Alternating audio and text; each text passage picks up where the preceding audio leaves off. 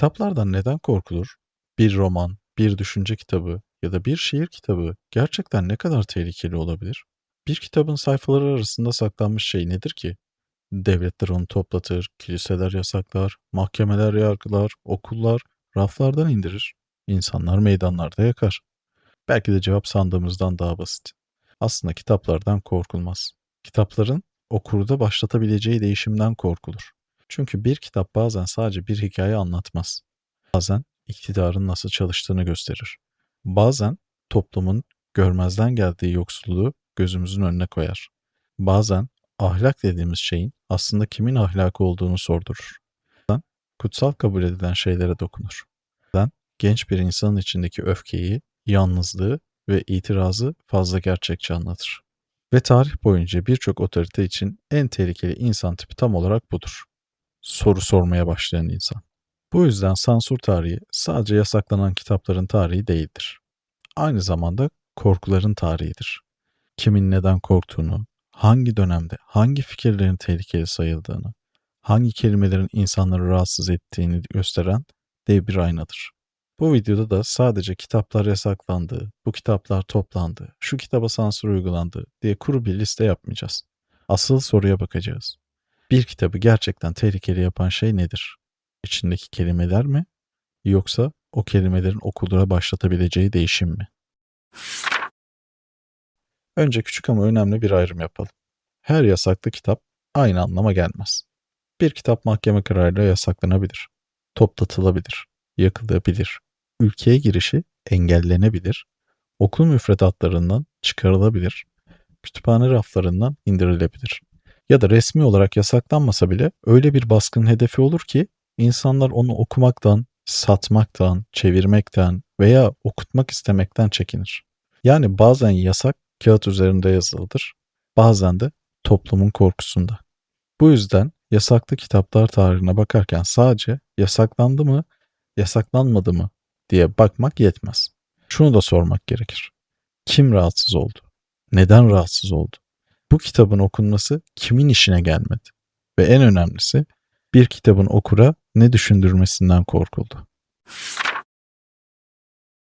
Bu hikayenin en eski ve en güçlü sembollerinden biri Katolik Kilisesi'nin yasaklı kitaplar listesi olan Index Librorum Prohibitorum'du. Yüzyıllar boyunca bazı kitaplar inanca, ahlaka ya da kilise otoritesine zarar verebileceği düşüncesiyle bu listeye alındı. Bu liste 1966'da hukuki gücünü kaybetti ama bize çok şey anlatmaya devam etti. Çünkü o listede sadece açıkça din karşıtı metinler yoktu. Felsefe vardı, bilim vardı, siyaset vardı, edebiyat vardı. İnsanın dünyayı başka türlü düşünme ihtimali vardı. Ve bu ihtimal çoğu zaman en büyük tehlike olarak görüldü. Burada önemli olan şu: sansür sadece yanlış bilgiden korkmaz. Bazen doğru sorudan da korkar. Çünkü bazı sorular bir kez sorulduğunda eski cevaplar artık yeterli gelmez. Bu noktada karşımıza Machiavelli'nin Hükümdar kitabı çıkar. Bugün siyaset biliminin en önemli metinlerinden biri olarak anılan bu kitap, yüzyıllar boyunca ahlaksızlığın, ikiyüzlülüğün ve çıplak iktidar hırsının kitabı gibi görüldü. Çünkü Machiavelli, hükümdarlara iyi insan olmayı değil, iktidarı nasıl elde tutacaklarını anlatıyordu. Güç nasıl korunur? Halk nasıl yönetilir? Korkulmak mı daha iyidir, sevilmek mi? Bir lider gerektiğinde verdiği sözden dönebilir mi? Devlet aklı kişisel ahlaktan ayrı düşünülebilir mi? Bunlar bugün bile tartışmalı sorular. Ama 16. yüzyılda bu sorular çok daha sarsıcıydı. Çünkü hükümdarın asıl rahatsız edici tarafı şuydu: siyaseti olması gerektiği gibi değil, çoğu zaman olduğu gibi anlatıyordu. İşte bu yüzden hükümdar yasaklanan ve hedef alınan kitaplar tarihine girmeyi fazlasıyla hak eder. Ama bu kitabı burada sadece kısa bir durak olarak anıyoruz. Çünkü hükümdar başlı başına ayrı bir videoyu hak ediyor. Machiavelli gerçekten kötülüğü mü öğütledi? Yoksa iktidarın zaten nasıl çalıştığını fazla dürüstçe mi anlattı? Bu soruyu başka bir videoda daha detaylı ele alacağız. Şimdilik şunu söylemek yeterli: Hükümdar sadece bir siyaset kitabı değildir. Otoritenin aynaya bakmak istemediği anlardan biridir. Sansür sadece iktidardan korkmaz. Bazen bedenden korkar, aşktan korkar, cinsellikten korkar, kadının arzusundan, erkeğin kırılganlığından, sınıflar arasındaki gerilimden ve edebiyatın ahlakı sorgulama biçiminden korkar. Lady Chatterley'nin sevgilisi bunun en meşhur örneklerinden biridir. Bugün romanı okuyan biri sadece bir aşk ya da cinsellik hikayesi görmez. Aynı zamanda sınıf farkını, evliliğin boşluğunu, bedensel arzunun bastırılmasını ve insanın kendisini yabancılaşmasını görür. Ama kitap yayımlandığı dönemde esas olarak müstehcenlik tartışmalarının merkezine oturdu. İngiltere'de Penguin Books romanın sansürsüz baskısını yayımladığı için yargılandı. Dava sadece bir kitap davası değildi. Bir toplumun edebiyata nerede sınır çizeceğinin davasıydı. Mahkeme aslında şu soruyu soruyordu: bir kitap içinde cinsellik olduğu için değersiz midir? Yoksa edebiyat insanın en bastırılmış taraflarını da anlatabildiği için mi değerlidir? Lady Chatterley'nin sevgilisi bu yüzden listemizde kesinlikle olmalı. Çünkü bu kitap bize sansürün her zaman politik sloganlardan korkmadığını gösterir. Bazen sansür, insan bedeninin dürüstçe anlatılmasından da korkar. Ama bu bölümde sadece Lady Chatterley'nin sevgilisinden söz etmek eksik kalır. Çünkü ahlak, beden ve sansür denince edebiyat tarihinin en tartışmalı romanlarından biri de Vladimir Nabokov'un Lolita'sıdır. Lolita uzun yıllar boyunca birçok ülkede yasaklandı, engellendi ya da tartışmaların merkezinde kaldı. Ama burada çok dikkatli bir ayrım yapmak gerekir. Lolita bir aşk hikayesi değildir. Lolita, güvenilmez bir anlatıcının diliyle örülmüş, manipülasyonun, istismarın ve ahlaki çürümenin romanıdır. Humbert kendini okura anlatmaya, hatta kendini aklamaya çalışır. Dili zariftir, kelimeleri parlaktır, anlatımı zekicedir. Ama tam da bu yüzden roman tehlikeli bir okuma deneyimi yaratır. Çünkü okur sadece anlatılan olaya değil, anlatıcının olayı nasıl çarpıttığına da dikkat etmek zorundadır. Lolita'nın rahatsız edici tarafı sadece konusu değildir. Asıl rahatsız edici tarafı kötülüğün bazen kaba, çirkin ve kolay fark edilebilir bir şey olarak değil, zarif, kültürlü, edebi ve ikna edici bir dille karşımıza çıkabileceğini göstermektedir. Bu yüzden Lolita etrafındaki sansür tartışmaları çok kapsamlıdır. Bir yanda çocuk istismarı gibi son derece ağır ve hassas bir konu vardır. Diğer yanda edebiyatın en karanlık insan hallerini anlatma hakkı vardır. Bir toplum şu soruyla karşı karşıya kalır: edebiyat yalnızca ahlaken güvenli alanlarda mı dolaşmalıdır? Yoksa insanın en kirli, en rahatsız edici, en utanç verici taraflarını da gösterebilir mi? Lolita'yı videoya eklememizin sebebi onu savunmak ya da romantize etmek değildir. Tam tersine. Lolita, bazı kitapların neden dikkatli okunması gerektiğini gösteren en güçlü örneklerden biridir. Çünkü bazen edebiyat bize sadece iyiyi, güzeli ve doğruyu anlatmaz. Bazen kötülüğün kendini nasıl süslediğini gösterir. Ve belki de bazı otoriteler bu tür kitaplardan tam olarak bu yüzden korkar. Çünkü iyi edebiyat sadece ahlak dersi vermez. Okuru ahlaki bir sınavın içine de sokar. Lady Chatterley'nin sevgilisi ile Lolita aynı şeyi anlatmaz. Aynı türden kitaplar da değildir. Ama sansür tarihinde aynı büyük sorunun iki farklı yüzünü temsil ederler. Bir toplum edebiyatın bedeni, arzuyu, cinselliği, istismarı, suçu ve ahlaki karanlığı anlatmasına ne kadar izin verir? Benzer bir tartışma James Joyce'un Ulysses'i etrafında da yaşandı. Ulysses bugün modern edebiyatının en büyük eserlerinden biri kabul ediliyor. Ama uzun süre müstehcenlik suçlarıyla boğuştu. Çünkü Joyce, insan zihninin temizlenmiş, süslenmiş edebi bir vitrin gibi anlatmadı. Aklın dağınıklığını yazdı, arzunun karanlık yerlerini yazdı, gündelik hayatın çirkinliklerini yazdı. İç seslerin kontrolsüz akışını yazdı. Ulysses'ın rahatsız edici tarafı sadece bazı kelimeler ya da sahneler değildi. Asıl mesele şuydu: Joyce, insanı toplumun görmek istediği gibi değil, içinden geçtiği haliyle gösteriyordu. Ve bazen insan içinden geçenler toplumun duymak istediklerinden çok daha karmaşıktır. Bu yüzden Ulysses davası edebiyat tarihinde çok kritik bir eşiğe dönüştü. Bir kitap tek tek cümlelerden değil, bütününden değerlendirilmek gerektiği fikri güç kazandı. Çünkü iyi edebiyat bazen huzur vermez. bazen rahatsız eder, bazen midemizi bulandırır. Ama yine de sanattır. Sansürün korktuğu bir başka alan da gençliktir. Çünkü gençlik otorite için her zaman bir tehlikedir. Henüz tamamen ikna edilmemiştir. Henüz toplumun kalıplarına tam yerleşmemiştir.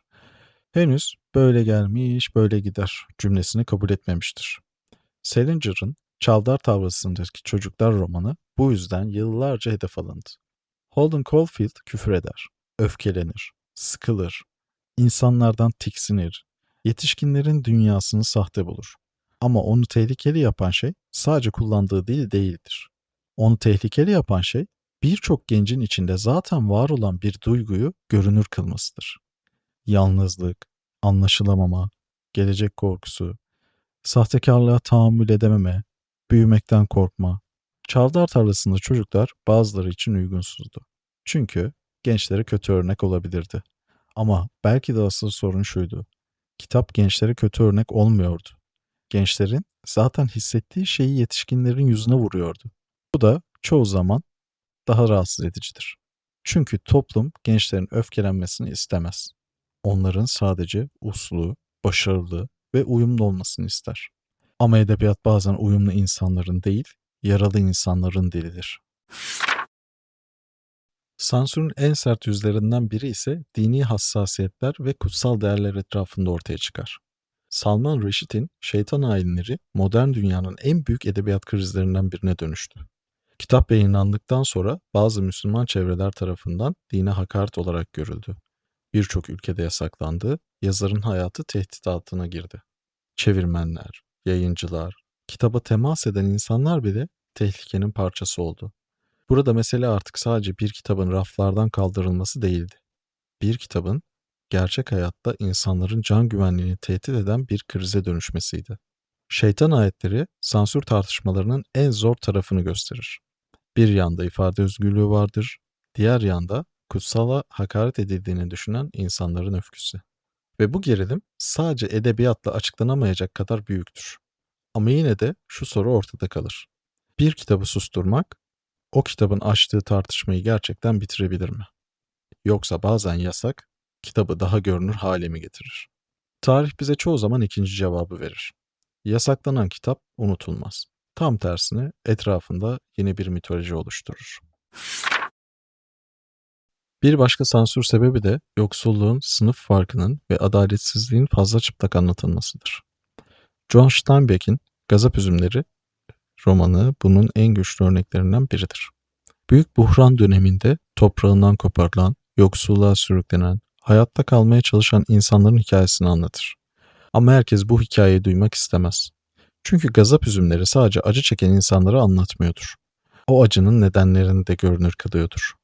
Toprak sahiplerini, ekonomik düzeni, işçilerin çaresizliğini, göçmenlerin aşağılanmasını, açlığın ve yoksulluğun insanı nasıl ezdiğini anlatıyordu. Böyle bir kitap bazılarına göre tehlikeliydi. Çünkü okur, romanı kapattığında sadece karakterleri üzülmüyordu. Dünyanın düzenini de sorguluyordu. Ve düzenin en sevmediği şeylerden biri budur. Acının kişisel değil, sistemli olduğunu fark eden insan. Gazap Üzümleri de bu yüzden sadece bir roman değildir. Açlığın, emeğin ve adaletsizliğin edebiyattaki en güçlü çığlıklarından biridir. Bir de distopyalar var.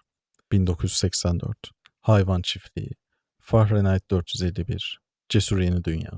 Bu kitaplar çoğu zaman geleceği anlattı diye konuşulur. Ama aslında daha korkutucu olan şey geleceği değil, bugünü anlatmalarıdır. George Orwell 1984'ü bunun en bilinen örneklerinden biridir. 1984'te her şeyi gözleyen bir iktidar vardır. Sadece bedenleri değil, zihinleri de kontrol etmeye çalışan bir düzen vardır. Dil bozulur. Gerçek sürekli yeniden yazılır. Geçmiş, iktidarın ihtiyacına göre değiştirilir. İnsanların yalnızca ne söyledikleri değil, ne düşünebilecekleri de denetlenir. 1984'ü bu kadar güçlü yapan şey sadece Büyük Birader imgesi değildir. Asıl korkutucu olan hakikatin parçalanmasıdır. Bir toplumda gerçek ortadan kalktığında insanın dayanabileceği zemin de ortadan kalkar. Eğer dün ne olduğunu bilmiyorsan bugün neye itiraz edeceğini de bilemezsin. Eğer kelimeler elinden alınırsa düşüncelerinde daralır. Bu yüzden 1984 sadece bir gözetim romanı değildir. Dil, hafıza, hakikat ve korku üzerine yazılmış büyük bir uyarıdır. Ama Orwell'ın diğer kitabı Hayvan Çiftliği de en az onun kadar önemlidir. Hayvan Çiftliği ilk bakışta basit bir fable gibi görünür. Bir çiftlikteki hayvanlar ayaklanır, zalim insan efendilerini kovar, eşitlik, özgürlük vaadiyle yeni bir düzen kurar. Ama zamanla devrimin dili değişir. Kurallar değişir, liderler değişir ve sonunda devrim tam da yıkmak istedikleri şeye benzemeye başlar. Hayvan çiftliğinin gücü burada yatar. Kitap bize sadece kötü iktidarları anlatmaz. İyi niyetle başlayan hareketlerin bile nasıl yozlaşabileceğini gösterir. Bir sloganın nasıl gerçeğin yerine geçebileceğini gösterir. Eşitlik vaadinin nasıl ayrıcalığa dönüşebileceğini gösterir. Ve belki de en acı cümlesini insanın aklına kazır. Bütün hayvanlar eşittir ama bazı hayvanlar daha eşittir. İşte bu yüzden hayvan çiftliği sadece geçmişteki totaliter rejimlerin alegorisi değildir. Gücü ele geçiren herkesin nasıl sınanacağını anlatan zamansız bir metindir. Ray Bradbury'nin Fahrenheit 451'i ise bu videonun ruhuna en doğrudan bağlanan distopyalardan biridir. Çünkü bu romanda kitaplar gerçekten yakılır. Ama ilginç olan şudur. Fahrenheit 451'de itfaiyeciler yangını söndürmez. Kitap yakar. Bu görüntü tek başına bile çok güçlüdür.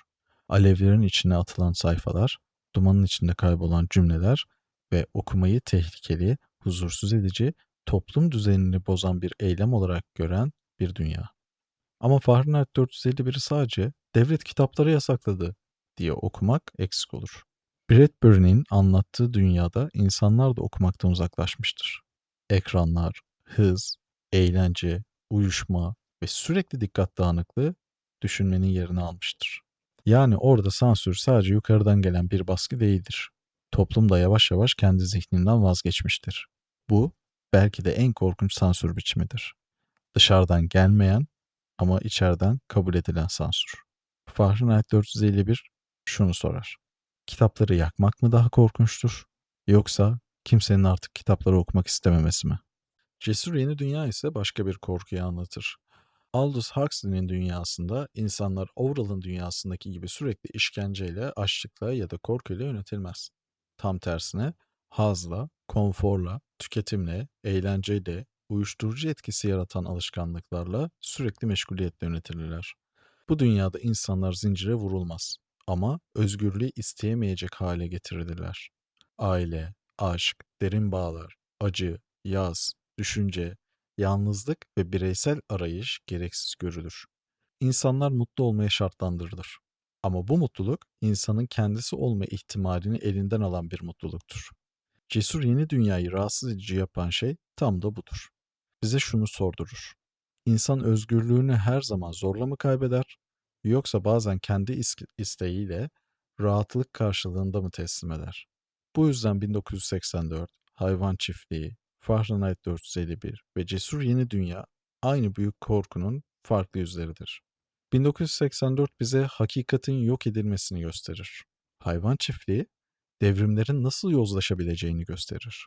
Fahrenheit 451, kitapların ve düşünmenin ateşe verildiği bir dünyayı gösterir. Cesur Yeni Dünya ise insanın özgürlüğünden hazla vazgeçebileceğini gösterir. Hepsi başka bir yerden konuşur. Ama hepsi aynı soruya çıkar. İnsan zihni gerçekten özgür kalabilir mi? Kitap sansürü denince tarihin en karanlık sembollerinden biri Nazi Almanyası'ndaki kitap yakma törenleridir. 10 Mayıs 1933'te Almanya'nın birçok kentinde öğrenciler Nazi ideolojisine aykırı gördükleri kitapları meydanlarda ateşe attı. Bu sadece bir yok etme eylemi değildi. Bir gösteriydi, bir ritüeldi, bir kültür temizliği ilanıydı. Kitaplar Alman olmayan ruhun temsilcileri gibi gösterildi. Yahudi yazarların eserleri hedef alındı. Savaş karşıtı kitaplar hedef alındı. Sosyalist ve komünist düşünürlerin metinleri hedef alındı. Psikanaliz, özgür düşünce, pasifizm, modernizm, muhalif edebiyat ve rejimin istemediği her fikir ateşe atıldı. Karl Marx ve Friedrich Engels gibi siyasal düşünürler, Sigmund Freud gibi insanın zihninin karanlık ve bastırılmış yönlerini anlatan isimler. Erich Maria Remarque gibi savaş kahramanlık değil, yıkım olduğunu gösteren yazarlar. Jack London, Upton Sinclair ve Helen Keller gibi farklı ülkelerden gelen ama Nazi ideolojisine uymayan sesler. Hepsi aynı ateşin içinde sembolik olarak yok edilmeye çalışıldı. Özellikle Remarque'ın Batı cephesinde yeni bir şey yok romanı burada çok güçlü bir örnektir. Çünkü bu kitap savaşı milli bir yücelik hikayesi olarak değil, genç bedenleri ve zihinleri öğüten bir cehennem olarak anlatır. Nazi ideolojisi için bu kitap bir tehlikedir. Çünkü savaşın büyüsünü bozuyordur. Askerliği romantikleştirmiyordu. Cepheyi kahramanlık sahnesi değil, travma alanı olarak gösteriyordu. Bu yüzden kitap yakma eylemleri sadece fiziksel bir imha değildi, bir hafıza savaşıydı. Naziler yalnızca kitapları değil, o kitapların temsil ettiği insanlık ihtimalini de yok etmek istiyordu. Ama tarih burada çok acı bir ironi kurdu. Yakılan kitapların çoğu unutulmadı. Aksine o ateşin içinde daha da görünür hale geldi. Bugün Nazi kitap yakmaları denince aklımıza sadece alevler gelmez. Şu soru da gelir. Bir rejim kitaplardan bu kadar korkuyorsa aslında neyden korkuyordur? Cevap açıktır. Fikirlerden, hafızadan, itirazlardan ve insanın kendisine öğretilen dünyanın dışında bir dünya hayal edebilme gücünden. Türkiye'ye geldiğimizde de benzer ama kendine özgü bir tablo görürüz. Burada bazı kitaplar dönem dönem yasaklandı, toplatıldı, dava konusu oldu ya da sakıncada bulundu. Ama bu bölümü sadece isim sayarak geçmek doğru olmaz. Çünkü Türkiye'deki her yasak aslında kendi döneminin korkusunu anlatır. Bazen devlet eleştirisinden korkuldu, bazen askeri kurumların eleştirilmesinden, bazen müsteşarlık iddiasından, bazen sol düşünceden, bazen mizahın fazla keskin olmasından, bazen de edebiyatın toplumun görmek istemediği yaralara fazla açık şekilde dokunmasından. Sabahattin Ali'nin Sırça Köşkü bu açıdan çok önemli bir örnektir. Sırça Köşk sadece bir öykü kitabı değildir. İktidar sahiplerinin kendilerini dokunulmaz, yıkılmaz ve halktan kopuk görmesini hicveden çok güçlü bir metindir. Kitaba adını veren Sırça Köşk masalı, tepede kurulan o parlak ama kırılgan iktidar yapısına bakar. Ve şunu söyler. Hiçbir köşk sonsuza kadar ayakta kalamaz. Hiçbir güç halktan tamamen bağımsız değildir. Hiçbir iktidar eleştiriden muaf değildir. İşte bu yüzden Sırça Köşk dönemin siyasi atmosferinde rahatsız edici bulundu. Sabahattin Ali'nin sistem eleştirisi, toplumsal eşitsizliklere bakışı ve halkın uyanışını anlatan dili kitabın hedef alınmasına yol açtı. Burada korkulan şey yalnızca bir masal değildi. Korkulan şey o masalın okura sorduğu soruydu. Peki bizim başımızın üstünde bir sırça köşk var mı? Adalet Ağaoğlu'nun Fikrimin İncegülü romanı ise başka bir yerden hedef oldu. Almanya'da çalışan Bayram adlı bir işçinin arabasıyla Türkiye'ye dönüş yolculuğunu anlatır. İlk bakışta kişisel bir yolculuk gibi görünür. Ama aslında bu yolculuk göçmen işçilikten erkeklik krizine, taşra baskısından sınıf atlama arzusuna, eziklikten gösterişe kadar pek çok toplumsal meseleyi açar. Romanın dava konusu edilmesinde ise özellikle askeri kuvvetleri tahkir ve tezyif suçlanması öne çıkar. Yani mesele sadece bir karakterin hikayesi değildi. Romanın askerlik, otorite ve toplum eleştirisiyle kurduğu ilişki rahatsız edici bulundu. Bu da bize şunu gösterir. Bazen edebiyatta bir sahne, bir cümle ya da bir karakterin bakışı bile kuruma hakaret olarak yorumlanabilir. Fikrimin İnce Gülü'nün önemi burada yatar. O roman yalnızca bireyin çürümüşlüğünü değil, bireyi çürüten toplumsal düzeni de anlatır. Ve bazı dönemlerde bu tür aynalar fazla keskin bulunur. Pınar Kür'ün Asılacak Kadın romanı ise Türkiye'de edebiyat, kadın bedeni, cinsel şiddet ve müstehcenlik tartışmalarının en önemli örneklerinden biridir. Roman, gerçek bir olaydan esinlenerek yazılmıştır. Merkezinde ezilen, istismar edilen, susturulan ve sonunda yargının karşısına çıkarılan bir kadın vardır. Ama roman, kadına yönelik şiddeti görünür kıldığı halde geçmişte müstehcenlik iddialarıyla hedef alınmıştır. Burada çok acı bir çelişki vardır. Edebiyat, şiddeti ve istismarı teşhir ettiğinde bazen şiddetin kendisinden çok onu anlatan metin suçlanır. Asılacak kadının rahatsız edici tarafı okura konforlu bir ahlak alanı bırakmamasıdır. Okur, suçlu kim sorusunu kolayca cevaplayamaz. Çünkü roman sadece bireysel suça değil, kadını o noktaya sürükleyen toplumsal, erkek egemen ve hukuk düzenine de bakar. Bu yüzden Asılacak Kadın sadece müstehcenlik tartışmalarıyla açıklanamayacak kadar önemli bir kitaptır. Asıl mesele şudur. Toplum bazen kadına yapılan şiddeti görmek istemez. Ama o şiddeti anlatan metni susturmaya çok daha hazırdır. Aziz Nesin'in eserleri ise mizahın ve taşlanmanın sansürle ilişkisini gösterir. Aziz Nesin yalnızca güldüren bir yazar değildir. Gülümsetirken rahatsız eden, güldürürken utandıran, okurun kendine ve yaşadığı topluma dışarıdan bakmasını sağlayan bir yazardır. Azizname gibi kitaplarda da onun sert taşlaması devletle, toplumla, dini siyasi kalıplarla ve gündelik ikiyüzlülüklerle hesaplaşan bir dile dönüşür. Bu tür mizah iktidarlar için çoğu zaman düz muhalefetten bile daha rahatsız edicidir. Çünkü mizah korkulan şeyi küçültür, ciddiyetin zırhını deler. Otoritenin etrafındaki dokunulmazlık duygusunu bozar. Aziz Nesin'in hedef alınmasının arkasında yalnızca bir kitap meselesi değil, onun temsil ettiği sivri dili, laiklik vurgusu, dini siyasi eleştirileri ve toplumun alışkanlıklarını sürekli ters yüz eden mizahı vardır. Nazım Hikmet'e geldiğimizde mesele daha da politikleşir. Nazım Hikmet'in şiirleri ve düşünceleri uzun yıllar boyunca Türkiye'de yalnızca edebi değil, siyasi bir mesele olarak görüldü. Komünizm suçlamaları, örgütlü propaganda iddiaları, askeri öğrencileri etkileme ve ordu içinde ideolojik etki yaratma korkusu Nazım Hikmet'in hayatını belirleyen büyük baskı başlıkları oldu. Burada dikkatli konuşmak gerekir. Nazım Hikmet'i sadece yasaklı şair diye anmak eksik olur. Türkiye'de edebiyatın nasıl bir güvenlik meselesi gibi görülebildiğinin en çarpıcı örneklerinden biridir. Çünkü onun şiirlerinde sadece aşk yoktur. Memleket vardır, sınıf vardır, emek vardır, hapishane vardır, isyan vardır ve devletin gözünde bu şiir bazen yalnızca şiir olmaktan çıkar. Bir fikir hareketinin parçası gibi görünür. Bu yüzden Nazım Hikmet'in hikayesi kitap yasaklama tarihinden daha geniştir.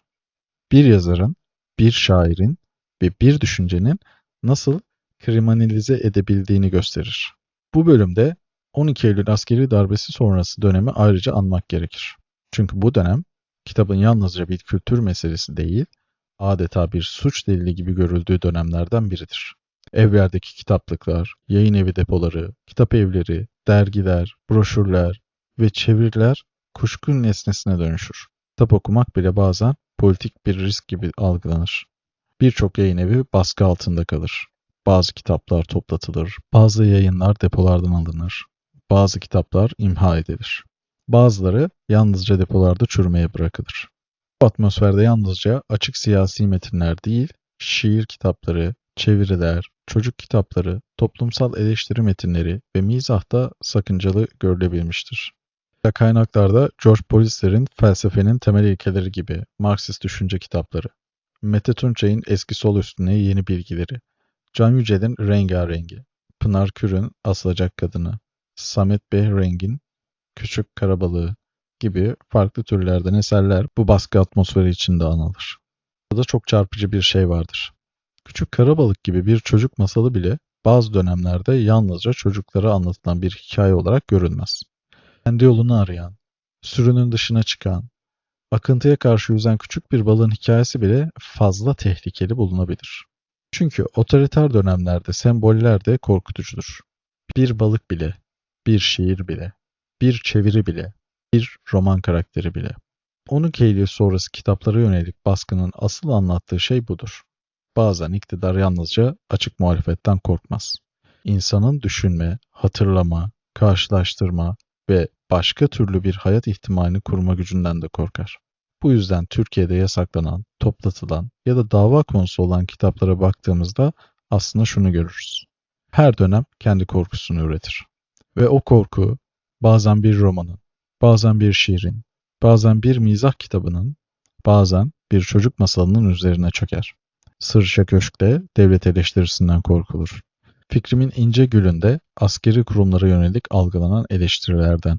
Asılacak Kadın'da kadın bedeni, cinsel şiddet ve müstehcenlik tartışmasından.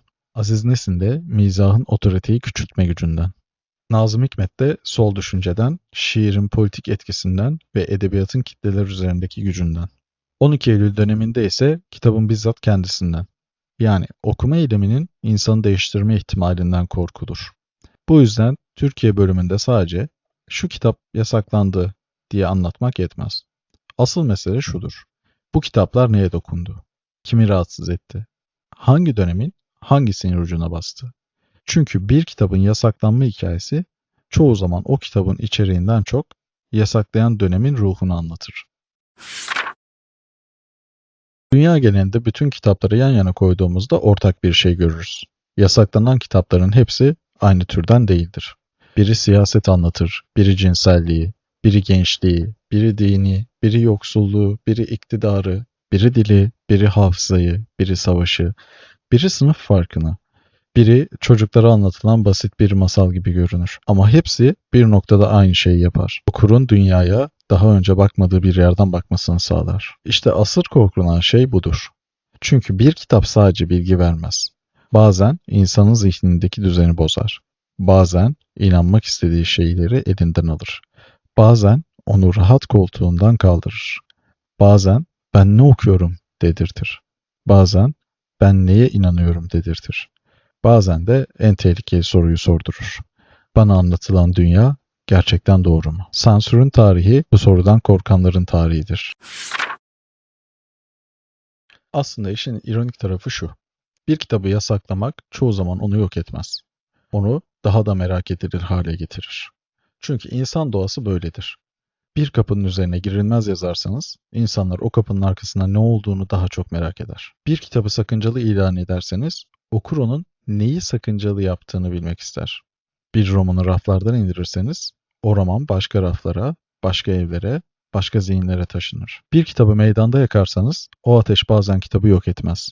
Tam tersine, onu tarihin hafızasına daha derin kazır. Belki de bu yüzden yasaklı kitaplar edebiyat tarihinde ayrı bir yere sahiptir. Onlar sadece yazıldıkları için değil, susturulmak istendikleri için de hatırlanırlar.